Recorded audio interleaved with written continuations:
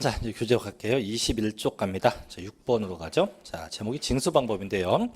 자, 이제 일단 징수 방법 1번 봅니다. 1번 보니까 이제 신고 납부 돼 있고, 이제 국세는 이제 신고 납세라고 해서 둘 다 똑같은 겁니다. 다만 용어상 차이가 있을 뿐이죠. 그래서 보니까 자, 납세 의무자가 납벌 조세액 과세표준세액을 결정해서 기한 내 자진 신고하고 납부하는 것을 말한다. 이때 자, 기한 내 신고 납부를 이행 안 하면 자, 밑줄 칠게요. 뭐가 붙어요? 가산세를 부과한다 해서 아까 얘기했지만 신고 납부가 안 되면 뭐가 붙어요? 가산세가 수반되게 됩니다. 그래서 밑에 보니까 세목 봐요. 어떤 게 신고 납부냐? 자, 취득세, 또 등록면허세, 그 밑에 양도, 소득세 등등이 있네요. 자, 다만 그 박스 마지막 줄 밑줄 단 종합부동산세는 납세자의 자, 동그라미 쳐요. 선택에 의해서 신고할 수 있다. 자, 봐봐요. 그럼 아까 자, 분명히 종합부동산세는 얘는 국세고요. 국세고 분명히 고지서에 의해서 내는 게 원칙이에요. 하지만 납세자의 선택에 의해서 직접 신고할 수도 있답니다. 그래서 원칙은 뭐지만 고지서지만 납세자의 선택에 의해서 뭐 할 수 있다? 신고할 수 있다고 합니다. 신고할 수 있다. 그래서 꼭 조심해야 되고요. 넘겨볼게요. 두 번째. 자, 2번 보통징수인데 자, 이제 지방세입니다. 자, 보통징수가 있고 3번에 자, 정부부가 과세가 있죠. 자, 두 개를 묶어줍니다. 2번에 보통징수, 3번에 정부부가 과세 묶어요. 자, 이제 보통징수는 이제 고지서인데 이걸 지방세는 보통징수라고 하고 국세는 정부부가 과세라고 합니다. 자, 볼게요. 자, 과세권자 또는 그로부터 위임받은 세무 공무원이 세액을 산출해서 자, 밑줄 뭘 보내요? 납세 고지서입니다.를 해당 납세자에게 교부하여 발급해서 지방세를 징수하는 방법을 의미합니다. 이때 납부기한 내 납부하지 않으면 자, 뭘 부과합니까? 가산금을 부과한다. 그래서 세목 보니까 재산세 보이죠? 재산세. 자, 3번 갈게요. 자, 정부부가 과세입니다.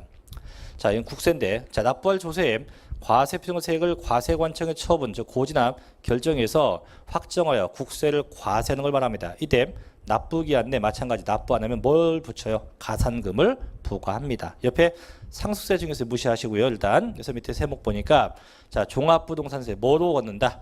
고지징수로 재산세와 똑같다. 그래서 이렇게 고지서 받는 게 지방세 뭡니까? 보통징수. 국세 뭡니까? 정부부가 과세 이렇게 불러요. 자, 네 번째 4번은 볼 거 없어요. 뭐 특별징수가 있고 원천징수가 있는데 이 특별징수와 원천징수 이거는 월급 탈 때 세금을 떼고 나오는데 얘는 신경 쓸 거 없다 해서 이 두 가지 내가 직접 내는 게 무슨 납부입니까? 신고납부, 신고납세. 고지서 받는 게 뭡니까? 보통징수, 정부, 부가가세고 제때 안 내면 자, 뭐가 붙어요? 신고납부는 가산세, 고지서는 가산금이 붙게 된대요. 자, 7번째 갈게요. 자, 7번 갑니다. 가산세하고 가산금인데 참고로 이 가산세에 관련된 건 작년도에 저희 시험에 언급됐었는데 어떤 내용인가 또 같이 볼게요. 한번 가산세하고 가산금입니다. 자, 가산세 뭐죠? 자, 얘는 언제 붙는 거예요? 신고와 납부. 신고와 납부가 자, 불이행된 거죠. 그래서 신고 납부가 이행되지 않았을 때 붙는 게 이게 가산세입니다. 세고 아까도 얘기했지만 얘는 뭐의 성격? 연체이자가 아니고 조세의 성격을 띱니다. 이건 잠시 후에 얘기하고. 근데 제 가산세가 어떻게 존재하냐? 자, 가산세는 종류가 크게 두 가지예요.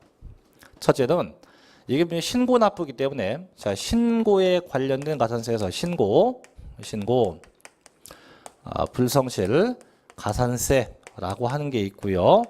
또 하나 둘째 뭐가 있냐면 납부입니다. 납부, 불성실, 가산세 두 가지. 그래서 신고에 대한 가산세, 신고 불성실 가산세, 납부에 대한 거, 납부 불성실 가산세 두 가지예요. 다시 이 신고에 대한 건 또 두 가지가 있어요. 첫째는 이게 무신고. 무신고는 아예 신고를 아예 안 해버린 거죠. 둘째는 과소신고예요. 과소는 정상적인 것보다 되게 금액을 작게 신고한 거죠. 그래서 과대 신고한 건 문제 없지만 과소신고는 문제가 있어요. 다시 무신고가 또 두 개, 과소가 또 두 개. 그래서 무신고가 이게 부당하게 무신고가 된 경우도 있지만 일반적인 무신고가 된 것도 있어요. 또 과소도 부당하게 과소 신고하는 것도 있지만 일반적인 과소 신고도 있어요. 그럼 부당과 일반이 어떤 차이냐? 부당하다는 거는 전부 다 뭐 이중 계약서, 뭐 다운 계약서 혹은 뭐 세금을 떼먹고자 작정한 겁니다. 그래서 이때는 무조건 다 40%예요. 전부 다 40%의 가산세가 붙게 돼요. 하지만 일반 무신고다. 일반 무신고는 정상계약 상태에서 아이고 까먹었다.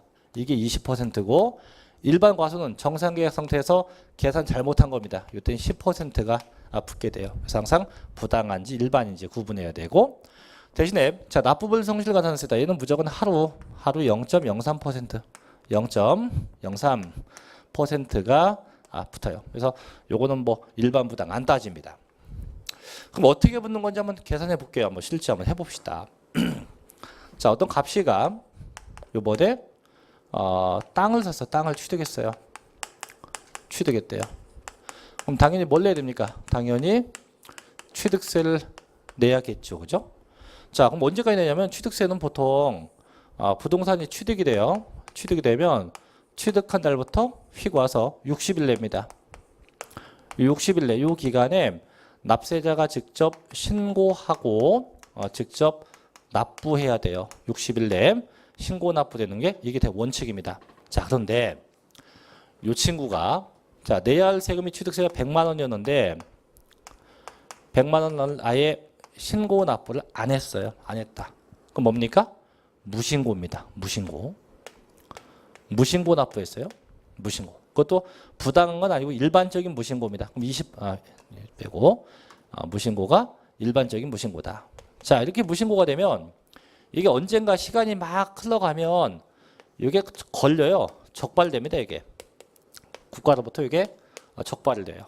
그 적발된 게 이때부터 이때 100일 만에 자 100일 만에 적발됐다고 할게요. 100일 만에 적발됐다.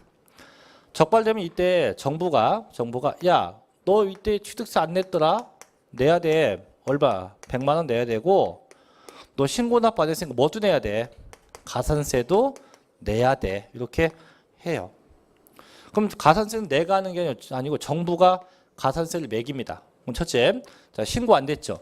자 어떻게 안 됐어요? 약간 일반 무신고입니다. 그럼 일반 무신고는 몇 %에서 약간 20%. 그럼 내가 안 낸 금액의 20%. 그럼 내가 100만 원이면 그 100만 원 곱하기 자 신고 불성실은 100만 원 곱하기 20% 얼마인가요? 20만 원. 그럼 신고 불성실은 20만 원이에요. 또 납부도 안 했죠? 안 낸 게 얼마입니까? 100만 원이에요. 100만 원 곱하기 자 하루 0.03이에요. 이 하루는 연체한 일수. 자 며칠 연체해서 지금 100일 연체했죠? 그럼 연체한 일수 100일이에요. 100일. 100일 곱하기 0.03% 이렇게 갑니다. 얼마인가요? 이게 3만 원. 그럼 가산세만 토탈 23만 원이에요. 가산세가 23만 원. 여기서 합계 취득세 123만 원 이렇게 됩니다. 그럼 원래 취득세가 얼마였어요? 100만 원인데 신고 납부에서 이렇게 가산세가 붙게 되면 해당 세금이 더 증가가 돼요. 그래서 아까 조세 성격이라는 얘기는 그 원래 낼 세금 자체가 더 증액되는 이런 패턴이 여기에 가산세예요. 그럼 여기 양도세면 똑같아요. 여기 뭐 양도세면 말만 바꾸면 양도세가 증가가 되게 되는 거죠. 그래서 해당 세목에 세목으로 본다. 자, 볼게요. 이제 7번 봅니다. 22쪽에. 자, 가산세 보셔요. 첫째, 가산세 1번. 가산세는요, 세법에서 규정하고 있는, 규정하는 의무의 문제, 신고 납부인데, 자, 성실한 이행을 확보하기 위해서 세법에 따라서 산출된 세액에 가산해서 징수하는 금액이다. 자, 다만이야, 밑줄 다만. 가산금은 포함하지 않는데요. 이게 뭔 얘기냐면, 저희가 지금 하고 있는 건 뭐예요? 신고 납부 안 돼서 가산세 붙는 얘기를 하고 있는데, 난데없이 가산금이, 야, 나도 붙자. 이러면 말이 안 되죠. 왜? 가산금은 언제부터요? 고지서 받아서 안 냈을 때 붙는 게 가산금이기 때문에 지금은 가산금하고 전혀 관련이 없죠. 두 번째, 정부는 세법에서 규정한 의무를 위반한 자에게 자 가산세를 부과할 수 있고요. 자 3번 갑니다. 3번 가산세는요. 자 봐요. 해당 의무가 규정된 세법의 밑줄 조세의 세목으로 한다. 그 조세 세목으로 한다 이거예요. 아까 이게 신고 납부할 세금이 취득세인데 그게 안 되면 가산세 붙으면 해당 세금 자체가 증가돼요. 그게 양도세도 마찬가지, 양도세였으면 마찬가지, 똑같이 양도세가 증가됩니다. 그래서 해당 조세의 세목으로 본다는 얘기는 본래 세금 자체가 증가되는 형태를 가져온다는 거죠. 그래서 세목으로 보고, 다만 해당 조세가 감면되면 가산세는 감면 대상에 포함되지 않습니다. 이런 건 나중에 얘기하고요. 자, 4번. 가산세는 납부할 세액이 있으면 가산하거나 환급세액에서 공제하는데 보통 가산되는 게 많아요. 보통 가산이 많고 환급은 뭐 거의 없고요. 그래서 우측에 5번. 가산세는 두 가지가 있다. 신고 불성실 가산세도 있고 납부 불성실 가산세 등이 있다. 그래서 밑에 세목 보니까 취득세, 등록면허세, 옆에 있는 거 양도 소득세입니다. 그래서 항상 신고 납부 세금은 다 뭐가 붙어요? 안 되면 가산세가 붙는다. 그래서 결론 밑에 표에 나와 있죠, 그죠? 그래서 일반 부당 이렇게 돼 있습니다. 그래서 이게 가산세 기본이에요. 그래서 밑에 핵심 체크는 뭐 읽어보시면 되고요. 자, 넘겨볼게요. 그럼 예제 한번 볼게요. 자, 어디 보냐면 예제가 어딨니? 자, 먼저 볼게요. 자, 교재 28쪽 먼저 갑니다. 자, 28쪽이 1번인데요. 자, 지방세 기본법상 가산세에 대한 내용이 다 옳은 겁니다. 자, 작년도에 나왔던 건데 1번. 자, 무신고 가산세입니다. 단 괄호 사기나 그 밖에 부정한 행위로 인하지 않았대요. 땡땡. 납부세액의 100분의 20의 상당. 맞잖아요, 그죠? 무신고인데 사기나 부당행위가 아니고 일반 무신고니까 100분의 20이 되겠죠? 20% 맞네요. 이게 답이고. 둘째, 무신고 가산세입니다. 다만 사기나 그 밖에 부정한 행위였대요. 그럼 100분의 50이 아니고 100분의 40이겠죠. 세 번째, 과소신고입니다. 사기나 기타 부정한 행위로 인하지 않았대요. 그럼 과소니까 100분의 10이 되겠죠. 5번, 과소신고였대요. 사기나 부정한 행위였대요. 100분의 50이 아니고 100분의 40이 되겠죠. 이렇게. 그래서 각각 구분돼야 돼요. 5번, 자, 납부불성실 가산세 100분의 20 아니죠. 얼마씩? 하루 0.03, 하루 0.03%씩 붙게 돼요. 하루 0.03%씩 붙게 됩니다. 이렇게 해서 문제가 나왔고 정답 몇 번? 1번이 되겠죠. 그죠? 쉽죠? 자, 다시 앞으로 갑니다. 자, 이번에는 25쪽 가요. 맨 밑에 2번 가산금으로 가볼게요. 가산금.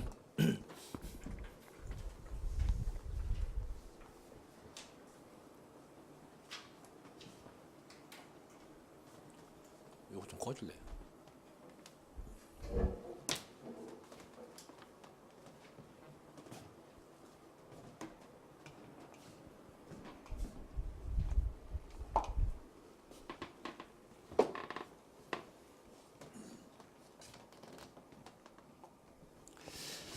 자, 이번엔 가산금 가볼게요. 자, 가산금인데 얘는 언제 붙는 거냐? 얘는 이거죠. 고지서 받아서 납부하지 않았을 때 이때 붙는 게 가산금이에요. 또 가산금은 얘는 조세가 아니고 연체 이자의 성격을 가져요. 연체 이자 성격이 있다. 그럼 대체 가산금은 얼마나 붙습니까? 보죠. 자, 가산금은요 두 가지가 있는데 첫째는 그냥 가산금이라는 게 있고 둘째는 뭐가 있냐면 중가산금. 이 두 가지예요. 그래서 그냥 가산금이 있고 중가산금이 있다 이건데, 자, 그냥 가산금은 얼마나 붙냐? 얘는 3%야. 내가 체납한 금액에 3%가 붙어요. 이때 요건 언제 붙는 거냐? 자, 제일 처음 체납했을 때, 제일 처음 체납했을 때 요때 붙는 게 가산금이에요.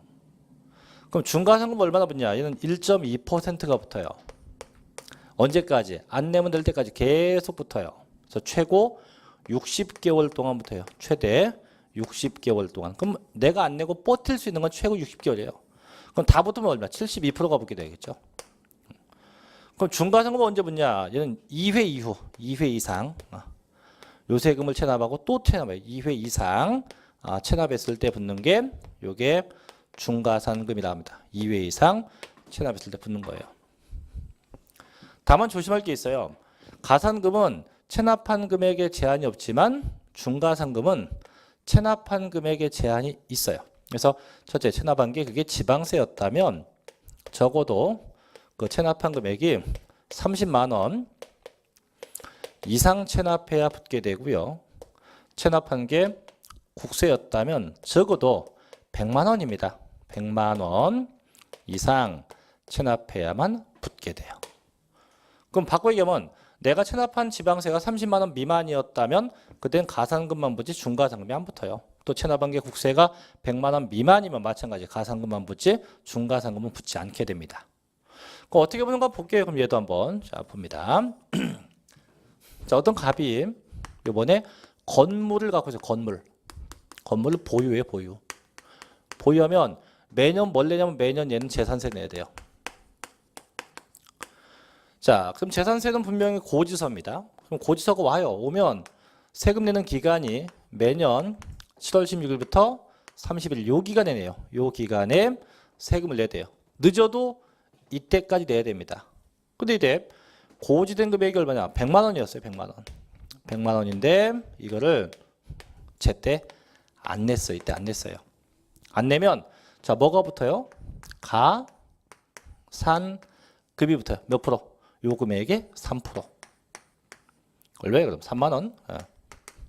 이렇게 돼서 고지서가 한 달 뒤에 다시 와요. 너 이때 안 냈지? 8월 30일까지 내. 그래서 다시 옵니다. 뭐? 재산세 100만 원, 연체이자 3만 원. 그래서 합이 103만 원이에요. 자, 그럼 여기서 볼게. 아까 가산세가 붙었을 때는 이 금액이 세금에 포함됐죠. 근데 가산금은 세금은 변동이 없어요. 없고 대신 연체이자만 더 붙는 것 뿐이에요. 그래서 얘는 아까 어떤 성격? 연체이자 성격이 있다. 즉 세금 자체가 변하는 거는 가산세가 붙었을 때 변하는 거고 가산금은 절대 세금은 변함이 없습니다. 자, 내야 돼요. 근데 이때 또 안 냈다. 또 안 내면 이때 또 붙지. 이때 뭐가 붙냐? 이때는 바로 중가산금이 붙어요. 몇 퍼센트가? 1.2%가. 얼마에 대해서? 합계가 아니에요. 당초 고지된 세금 이 100만 원의 1.2%. 12,000원. 그럼 이게 붙어서 한 달 뒤에 다시 고지서가 또 옵니다. 언제까지? 9월 30일까지 내시오고 돼서 재산세 얼마? 100만 원. 자, 연체이자 3만 원, 12,000원 합쳐서 42,000원. 다시 와요, 다시. 합계가 얼마? 104만2천원. 자, 내야 돼요. 또 안 내세요. 또 안 내면 또 붙어요. 또 중과상금 1.2%. 얼마인데요? 당초 금액에 100만 원 1.2니까 12,000원 똑같지. 또 한 달 뒤에 또 와요. 계속 이렇게 온다 이거죠.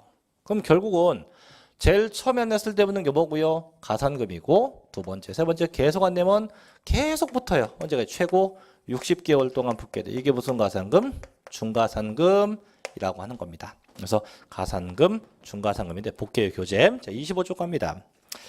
자, 2번 맨 밑에 있습니다. 가산금. 1번. 자, 가산금은요. 조세를 납부기한까지 납부하지 아니한 때 국세징수법, 또 지방세기본법, 지방세 관계법에 따라서 고지세에게 가산해서 징수하는 금액과 또 납부기한이 지난 후 일정 기한까지 납부하지 아니한 때 그 금액에 다시 가산해서 징수하는 금액을 말합니다. 즉 결국 처음에 냈을 때 붙는 게 가산금이고 계속 안 내면 중가산금 붙는다. 그래서 넘겨서 2번. 자, 가산금 적용률 봅니다. 기업번. 자, 가산금 땡땡. 조세를 고지서에 명시된 납부기한까지 완납하지 아니한 때는요. 그 납부기한이 지난 날부터 체납된 조세의 100분의 3, 즉 3%에 상당하는 가산금을 징수합니다. 다만 국가와 지방자치단체에 대해선 가산금을 징수하잖아요. 왜냐하면 자, 세금 누가 걷어요? 정부가 세금 걷죠, 그죠? 근데 정부가 자기가 자기 거 안 냈다고 자기한테 가산금을 매겨? 이런 건 없어요. 없다. 그래서 일단 가산금 3%고 니은번. 자, 중가산금도 있죠. A번. 체납된 조세를 납부하지 아니한 때는 납부기한이 지난 날부터 매 1개월 지날 때마다 체납된 조세 1000분의 12, 1.2%에 상당하는 가산금을 위 기억에 따른 가산금에 더해서 징수해요. 이거 뭐랍니까? 중가산금. 또 붙는다 이거죠. 이때 중가산금 징수한 기간은 몇 개월? 최고 60개월 초과할 수는 없다고 합니다. 근데 B번 조심해야 돼요.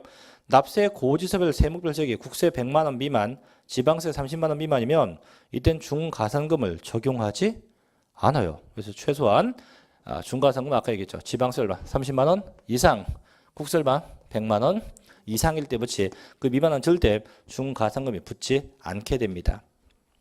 또 이 경우 납세고지서에 둘 이상 세목이 병기되어 있으면 어떻게 세목별로 이 금액 판단은 고지서 합계 금액이 아니고 세금별로예요.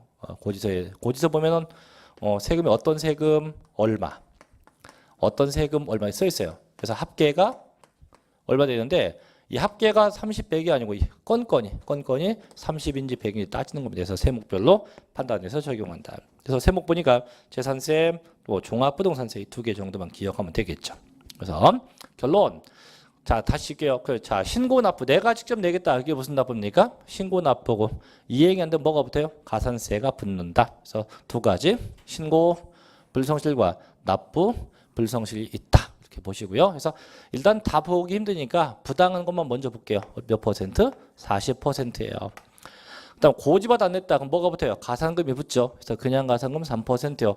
계속 안 되면 중가산금도 붙죠. 얼마? 1.2% 최고 60개월까지 붙는다. 다만 중가상금은 체납한 게 지방세 얼마 30만 원 이상일 때 붙고 국세 얼마 100만 원 이상일 때만 각각 붙는다고 합니다. 여기까지 징수 방법부터 가산세, 가산금까지 전부 다 정리해 봤어요. 그래서 아까 그 이제 계산 방법부터 여기까지 다 이어지는 거니까 이건 한 번에 다 내용을 다시 한번 꼭 정리를 하셔야 될 겁니다.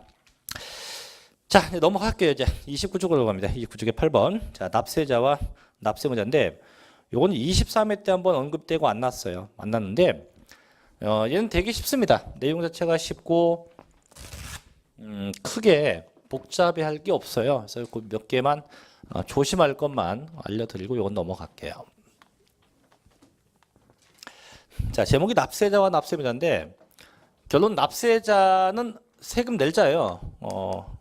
낼 자고 요건 광의의 개념이고 요걸 다시 쪼개놓은 게 두 개예요. 납세 의무자.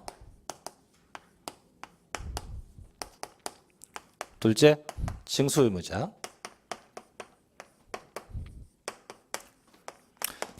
이렇게 둘로 쪼개요. 자, 납세 의무자는 뭐냐? 본래 세금 낼 자입니다. 원래 세금 낼 자. 그럼 징수 의무자는 뭐냐? 세금 내는데 자기 걸 지가 내는 게 아니고 남의 걸 받아서 대신 내요. 쉽게 얘기하면 얘는 나 자신이고요. 얘는 회사입니다. 회사. 저희가 내일 모레가 월급날이거든요. 월급날인데 얼마쯤 될 것 같아요? 월급 될 것 같아요. 얼마요? 300? 그러면 지금 현 상황에서 이 상황에서 본인이 이 학원 대표예요. 300 주고 싶어요? 안 주겠죠, 그죠? 네, 안 줘요, 안 줘. 300은 무슨 300이야? 50만 원. 에이. 자, 근데 50만 원 받는데 꼭 받고 나면요 48만 5천 원 받아요. 48만 5천 원. 주는 게 이거밖에 안 줘요. 왜냐면 원래 50만 원인데 여기서 세금 3% 떼고 줘요. 원천 징수합니다. 그럼 이땐 그 15,000원 정도 되죠. 이걸 그럼 누가 내냐? 나중에 저희 학원 이 회사가 요거 받아갖고 나중에 얘네가 돼요. 그럼 이 회사를 뭐라 합니까? 징수 의무자라고 해요. 그럼 나는 이제 나머지 48만 원 받았잖아요. 그럼 나머지 이걸 난 다 모아서 나중에 나는 또 무슨 세? 종합소득세를 또 내야 돼요. 그럼 그때 나는 뭐가 됩니까? 납세 의무자. 그래서 나는 납세 의무자고 회사는 뭐가 돼요? 징수 의무자가 돼요. 다시 납세 의무자는 또 네 가지가 있어요. 첫째는 본래 납세 의무자.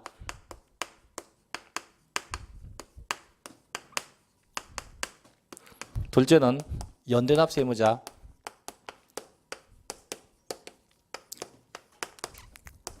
셋째는 제2차 납세 의무자.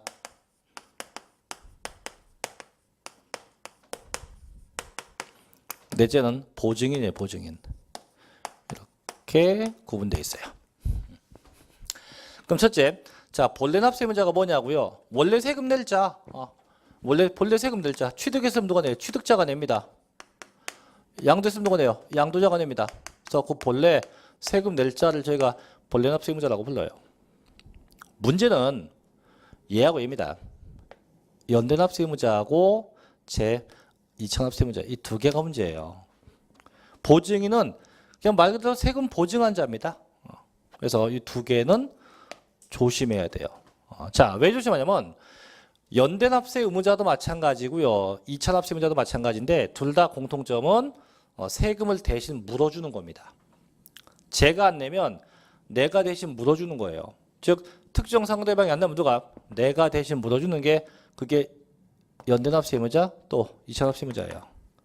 차이는 뭐냐면 이거예요. 자, 볼게요. 이렇게 보고해서 이건 적지 말고 연대 납세 의무자입니다. 그래서 이거는 결론부터 얘기할게요. 조세의 납부 능력과 무관하게 대신 물어주는 겁니다. 조세 납부 능력과 무관하게 대신 물어준대요. 어떤 거냐면 자 볼게요. 자, 아버지가 있어요. 아버지가 계시고 자식이 있어요. 큰 자식이 있고 작은 자식이 있어요. 자, 어느 날 아버지가 사망을 했어요. 하시게 되면 자식들한테 이제 뭐가 될까요? 당연히 상속이 되겠지, 그죠? 자, 그래서 형이 상속받은 게 90억이에요. 90억. 동생이 받은 게 10억이에요. 어쨌든 둘 다 이제 내야죠. 뭘 내야 됩니까? 상속세를 내야 돼요. 그죠? 자, 내야 하는데 동생은 세금을 냈어요. 이제 깨끗하게 다 냈습니다. 세금을 냈어요. 근데 이놈의 형이 자, 첫째 90억을 받자마자 기분이 너무 좋아서 다 술 먹었어요. 다 술 먹었어요. 그럼 세금 낼 돈이 있다 없다? 없죠. 결국은 얘는 납부할 현재 능력이 있다 없다? 없어. 돈 다 써서. 그러면 공동상속받은 동생이 형의 세금을 대신 물어줘야 돼요. 자, 두 번째는 형이 90억을 상속받았어요. 받자마자 기분 너무 좋아서 다 쓴 게 아니고 돈을 다 싸갖고 반배를 타고 도망갔어요. 반배를 타고. 저 멀리 필리핀 땅속으로 도망갔어요. 그럼 지금은 그러면 돈이 없어서 안 냈다? 있는데 안 냈다? 있는데 안 낸 거예요. 자, 분명히 납부 능력은 있었어요. 있었는데도 불구하고 안 냈어요. 그죠? 그럼 안 냈다는 사실만으로도 동생은 형의 세금을 다 물어내야 돼요. 그럼 결국 이 상대방이 세금 낼 능력이 없었건 있는데도 안 냈건 관계없이 무조건 안 내면 공동상속받은 자가 그 세금을 다 물어내야 한다 이런 얘기예요. 이거 무슨 납세 의무? 연대 납세 의무에서 상대방의 조세 납부 능력과 무관해요. 얘가 뭐 돈이 있어서 안 내건 없어서 안 내건 무조건 안 냈다에 포커스를 맞춰서 대신 내는 게 이게 무슨 납세 의무? 연대 납세 의무자라고 해요. 그럼 자, 두 번째 봅시다. 자, 2차 납세 의무자 볼게요. 제 2차 납세 의무자인데 결론 얘는요 조세의 납부 능력이 없었을 때요. 없었을 때에 한해서요. 이때 한해서 이때 하나요. 대신 내는 게 요게 2차 납세 의무자예요. 그럼 납부 능력이 없다는 건 돈이 없다는 얘기죠. 그죠? 이런 겁니다. 그럼 어떤 거냐면 자, A법인이 있어요. A법인. 회사가 있어요. 그 다음에 A법인에 주주가 있어요. 주주. 자, 회사니까 당연히 법인세 내야겠지. 그죠? 법인세. 근데 법인세를 못 냈대요. 회사는요. 법인세를 못 내는 건 딱 하나. 돈 없어서 못 내는 거예요. 그럼 결국은 돈이 없대요. 그럼 누가? 주주가 그 세금 대신 내요. 이렇게 되는 것만. 요것만 되는 게 무슨 납세 의무? 2차 납세 의무입니다. 자, 근데 여기서 이제 눈치 빠르면 알 거예요. 그럼 쌤, 상대방이 아까 돈이 없어서 못 냈건 있어서 안 냈건 안 따지고 대신 내면 연대납세 의무고 돈이 없어서 못 내면 2차 납세 의무인데 근데 그럼 이게 중복되잖아요. 얘도 돈 없는 거고 얘도 돈 없는 거고 이렇게 얘만 갖고 따지면 대체 뭐로 봐야 됩니까? 이런 문제가 있는데 그래서 저희 법은 2차 납세 의무는 딱 4가지로 규정하고 있어요. 4가지. 4가지만이 돈 없을 때 못 내면 2차 납세 의무고 그럼 4가지를 뺀 나머지 건 돈이 없어 못 냈다? 무조건 다 무슨 납세 의무? 연대 납세 의무입니다. 자, 볼게요, 이제. 자, 교재 갑니다. 교재 29쪽에. 자, 중간에 과제본 형태의 동그라미 2번 갑니다. 2번. 연대 납세 의무자입니다. 땡땡. 자, 본래 납세 의무자가 납세에 관한 의무를 이행할 수 없는 경우에 당해 납세 의무와 관계 있는 자로 하여금 상호 연대하여 납세 의무를 지는 걸 말한다 라고 되어 있어요. 그래서 대신 넣는 거고, 자 밑에 3번 갑니다. 자, 제2차 납세 의무자죠. 땡땡. 납세자가 납세 의무를 이행할 능력이 없거나, 자, 그 밑줄 납부 능력이 부족한 경우, 거기까지 밑줄. 즉 결국은 돈이 없어요. 없어서 대신 물어주는 게, 그래서 본래 납세 의무자의 가름 대신해서 납세 의무를 지는 건데, 형태는 다음과 같다. 그래서 네모안에 4가지예요. 자, 첫째 박스 봐요. 맨 밑에. 자, 본래 누가 내야 돼요? 해산법인. 해산법인은 회사분 닫는 겁니다. 얘네가 내야 돼요. 근데 걔네가 돈 없어서 못 냈대요. 옆에 누가 대신 내요? 청산인 혹은 재산을 분배받거나 인도받은 자가 대신 냅니다. 그거 하나 넘겨봐요. 두 번째, 자, 법인이 못 냈어요. 그럼 옆에 누가 대신 냅니까? 무한책임사원 혹은 일정한 과점주주가 대신 냅니다. 셋째, 무한책임사원도 과점주주가 못 냈어요. 누가 대신 내요? 법인이. 넷째, 사업 양도자가 못 냈어요. 누가 대신 내요? 사업 양수자가 대신 내요. 그 4가지만이 2차 납세의무자예요. 그럼 다시 그 4개를 뺀 건 다 대신 내면 다 무슨 납세의무자다? 연대 납세 의무자가 돼요. 그럼 저희 시험에 났던 게 2개거든요. 그 표에. 그 30쪽에 가면 맨 위에 법인이 못 내면 옆에 누가 대신 낸대요? 무한책임사원, 또 누구? 과점주주. 이 과점주주가 저희 시험에 난 적이 있어요. 과점주주가.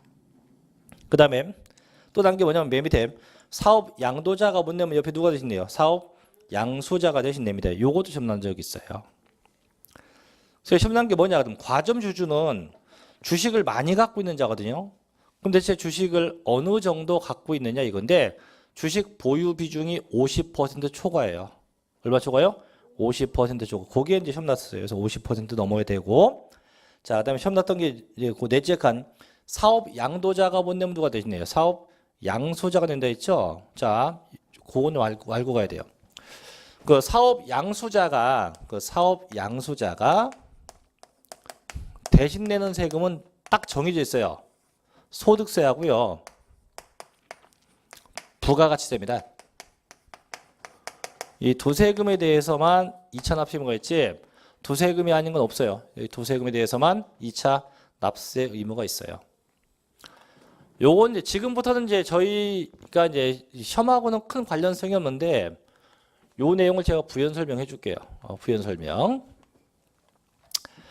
제가 시험이 언제 봐요? 시험 10월 말에 봐요. 그죠? 10월. 자, 발표는 언제 나요? 11월 달에 날 거예요. 그죠? 네. 자, 기뻐요. 기뻐서 잽싸게 뭐합니까? 사전교육 받아 이제 12월 달에 가고. 그래서 이제 남의 동네 교육하고 소속 공인중개사를 하다가 3월 달쯤 되면 이제 개공이 돼. 이제 소속이었다가 이제 개업 공인중개사를 하죠. 맞나요? 이렇게 안 배웠어요? 중개사법 시간에 소속 공인중개사가 뭔지 배웠죠. 근데 왜 대답 안 해요? 자, 그래서 이제 개업을 해. 근데 개업하는 형태는 2가지예요. 이미 있었던 중개업소를 권리금을 주고 인수하는 게 있고, 아니면 그래도 새 거 처음 하는 거예요. 새 점포에 가서 하는 것도 있어요. 그래서 새 점포에서 한다, 이미 있는 거 인수한다. 어떤 게 더 현명한 방법일까요? 그죠? 빨리 돈 벌려면 인수하는 게 나아요. 그래도 잘 되는 거. 새로 오픈하면 광고에 참 많이 고생해요. 어쨌든 인수합니다. 자, 언제 인수했냐? 3월 달에 인수했어요. 그럼 이 중개업소는, 자, 봐요. 올해 1월 1일부터 12월 31일까지인데, 중개업소, 개업공인중개사는 뭐예요? 개인 사업자이기 때문에 1년치의 소득이 발생을 하면 그 다음 연도에 5월 달에 가서 종합소득세를 신고 납부해야 돼요. 근데 지금 언제 인수했다? 인수한 게 3월 말에 인수했어. 3월 말에. 그래서 내가 정작 운영한 건 4월 1일부터 운영한 거예요. 그럼 1월부터 3월까지는 소득이 있었겠지, 그죠? 뭐 있건 없건. 이건 누구의 소득이야?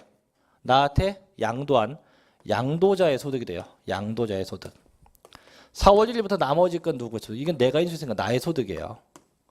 그럼 나중에 소득세를 내야 될 거 아니에요, 그죠? 그럼 나는 몇 개월치만 내면 돼요? 이건 아니지. 요때부터 요때까지 발생된 소득세만 내면 됩니다. 얘는 언제부터? 지갑 1월 1일부터 팔 때까지 발생된 소득만 내면 돼요. 근데 여기서 문제가 얘가 세금을 안 내요. 안 내. 안 내면 국세청은 저한테 야, 양도자 세금을 네가 내야겠다 이렇게 통보가 와요. 그럼 나는 되게 황당하겠죠. 아니, 나는 4월 1일 날 인수해가고 개업했는데 이 종전권은 매도자가 내는 거 아닙니까? 자, 근데 매도자가 낸다고 해도 안 내고 버티면 무조건 내가 내야 돼요. 그럼 양도자한테 뭐라고 하겠죠, 그죠? 당신 왜 세금만 내? 했더니 매도자 말 여기서 중요한 거예요. 나는 이제 매도자가 나는 당신에게 매도한 건 맞다.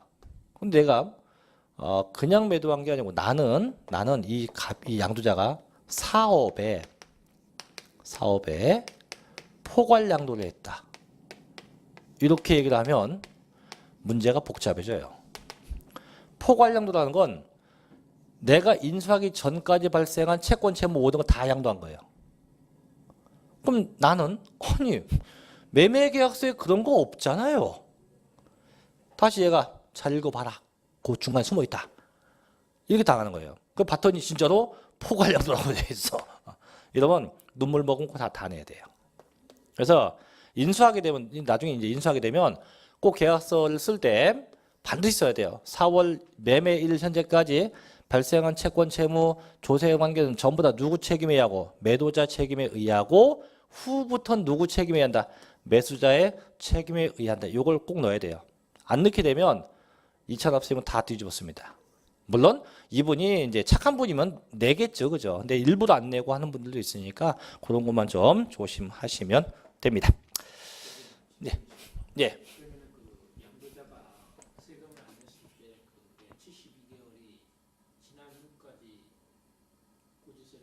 아니요, 계속 얘한테 갑니다. 얘는 안 와요. 지금 같은 경우는 얘는 끝내고 무조건 나한테 옵니다. 그 나가 안 나오면 계속 고지서 오겠죠, 이제. 계속. 그러니까 얘는 빠져나가는 거예요, 완전히요. 자, 거기까지 해서 그런 내용이 이제 쭉 써 있어요. 그게 이제 어디 32쪽까지 써 있는 거니까 한 번씩 다시 보시고요. 자, 이제 33쪽으로 갑니다. 네 번째 납세의무의 성립과 확정과 소멸인데 조심해야 돼요. 이 부분도 시험에 무지 잘 납니다. 그래서 이것도 좀 쉬었다가 좀 쉬었다가 성립부터 같이 이어서 할게요. 자, 좀 쉬었다 하겠습니다.